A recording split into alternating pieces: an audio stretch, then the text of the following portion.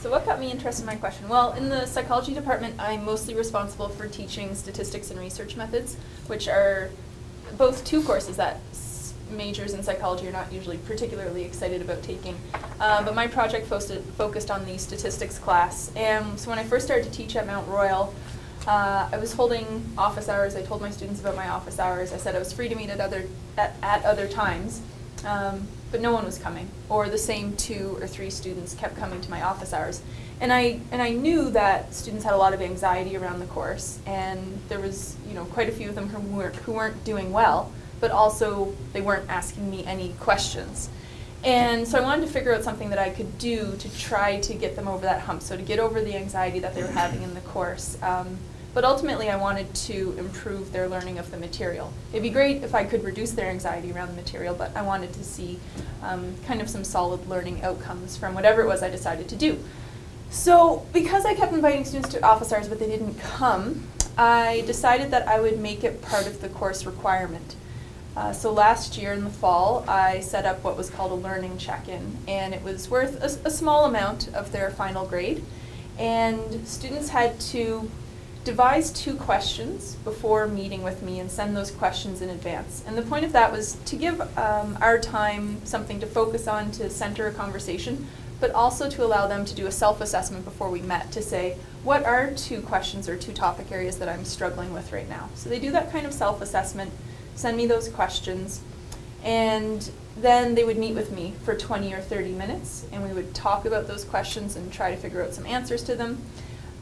And then the student would also complete a learning check-in form afterwards. So reflecting on their learning in the course, again doing a bit more self-assessment and thinking about what am I doing in this course that's helping me learn, and is there anything that I'm doing that's interfering with my learning? So really getting them to check in on what they were doing in their statistics course.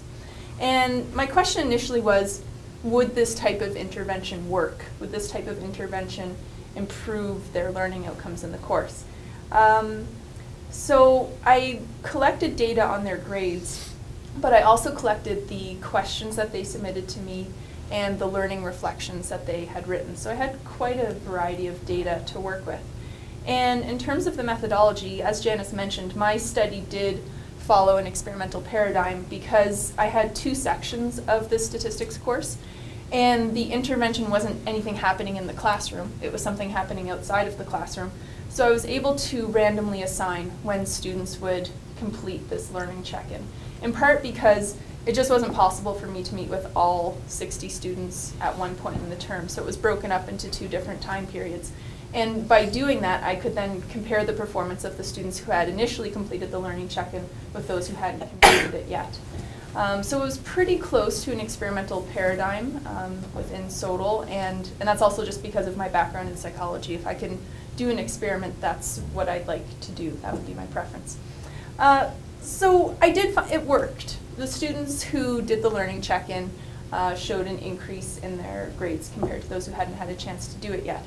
So that was a good thing. I created this intervention. It seems to have worked. But what was more interesting to me was the questions that they had submitted for the meeting and the learning reflections that they had written, because by reading through the questions, I was able to see patterns and commonalities in terms of where students were struggling. There were certain topics or concepts that just weren't clear for a number of students across the course. So I now have that information going forward and thinking about what I'm doing in class.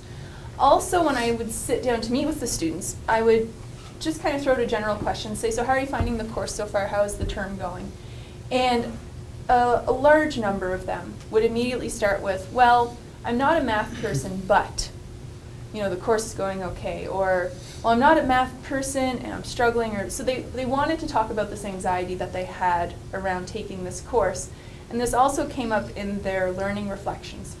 And so what I found is that a number of students come into the course just believing they do not possess a mathematical ability, that this skill is just beyond their capability. So I really have to work with students and try to convince them that there's not math people and non-math people. It's just a matter of spending the time and energy on working with the material to develop that competency. So that was one part of it.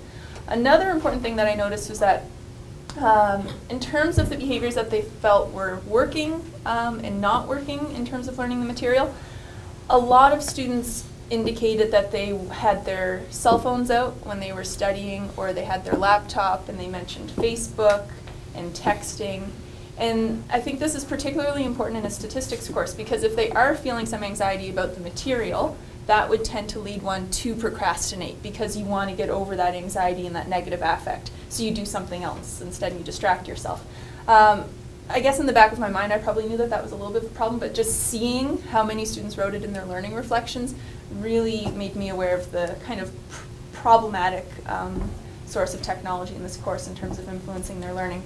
So going forward with this, one paper was written based on the intervention and the effect on the grades, and then another paper I've written based on the more qualitative data, so the questions that the students submitted and their learning reflections. And that paper was written while doing the SoTL writing residency that Glenn and I participated in, and Melanie too. So that paper is now done. In terms of impact and how it's informed my teaching, well, I had a learning check-in with a student this morning from my current stats course, and I have another one after this meeting. So I did the learning check-ins again this term. But also in my research methods course last winter, I decided to present, kind of a real invitation to students to meet with me about their research papers and the writing of their papers. So we did writing conferences. And I really only had that idea, again, to sit down and meet with a student individually because of engaging in this project and developing this intervention around learning check-ins. So what I'm doing now has changed a lot since doing this project. I'm spending more time talking to my students one-on-one and trying to break that barrier to get them to come into the office, because maybe it takes a little bit of an extra push to convince a student that it's okay to come and ask questions and to show that you don't know everything and that that's all right. So I'll leave it there.